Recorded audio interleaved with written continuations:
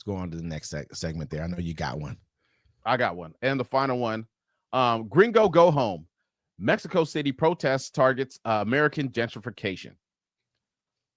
A march against gentrification drew hundreds of people who protested holding up signs that said Gringo Go Home and demanded that Mexican leaders curb short-term rentals and tax foreigners. It was held on July 4th, U.S. Independence Day, and was advertised as a protest against American imperialism. The march, which passed the U.S. Embassy, was mostly peaceful, but later some marchers turned to vandalism, smashing windows of more than a dozen storefronts, including a bank, a popular taco chain, and a Starbucks. Video showed protesters harassing tourists seated at an upscale taqueria until they got up and left. Some patriots sitting on a street side cafe targeted by demonstrators protested that they were Mexican, not foreigners, and in some cases flashing their identification cards. In part of the city, walls remain scrawled with graffiti. "My culture is not your trend," and "Kill a gringo." The protests, which echoed demonstrations against mass tourism, the protests, which echoed demonstrations against mass tourism and high housing costs in other places, including Barcelona and Berlin, and have challenged the long-held notion of Mexico City as a place that welcomes outsiders. And they add fuel to rising binational tensions as President Donald Trump threatens tariffs on Mexico's imports and seeks to deport immigrants living without authorization in the United States. Trump's attack on Mexico has sparked a wave of nationalism, with some people pushing a boycott of American products and companies embracing the red, green, and white Mexican flag and ad campaigns. On social media, there were commentators both applaud and assailed by the protests. The U.S. Department of Homeland Security joined in the fray, publishing a post on X on Sunday encouraging unauthorized immigrants to self-deport via Customs Border Protection applications. If you're in the United States illegally and wish to join the next protest in Mexico City, use the CBP Home app to facilitate your departure. Mexican leaders condemned the vandalism and nativism tone adapted by many protesters.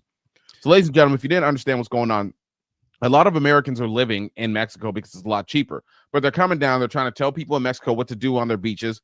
They're making the cost of living rise. And they said that housing went up 47%, the rent in Mexico City. And they had enough of it.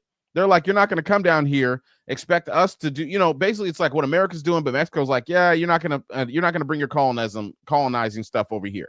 We're not having it. So they've been protesting ever since. And it's getting a lot more violent. This is an article from last week, I believe.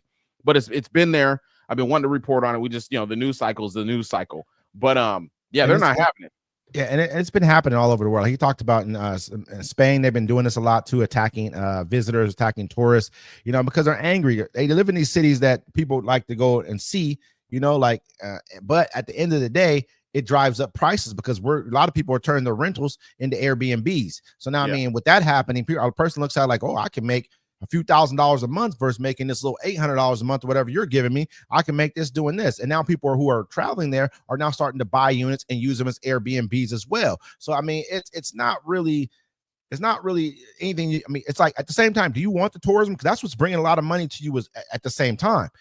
This is happening all over because what Americans are looking at, we're become expats. We're like, man, we're getting taxed the hell out of in our country. So we're going to take the money we make here. And if we have a job that's online or something that we can do virtually, like a virtual job, man, are you going to sit somewhere where you're going to have to pay $3,000, $4,000 or $5,000 a month for a mortgage or rent? Or are you going to go take that same exact money and live like a king elsewhere? It just makes perfect sense. And a lot of these places that we're going to are hot vacation spots, where people like to go. And so it's happening. And this is going to become more and more of a problem until one of these governments kind of get a hold of it and figure it out. Like, hey, we want to be, either you want to be a tourist spot or you want to be a spot for your locals. And a lot of times your locals aren't making enough money.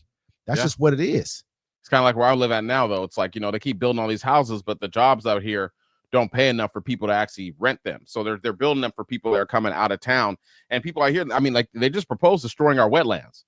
You know what I'm saying? Like, I mean, I remember going to school and they were like, the teacher went over there and got water and like we looked at it under microscopes and there's organisms. It was like, yeah, these are our wetlands. I was like, oh dang, I drive past it all the time. But they're gonna cut it all down and build houses.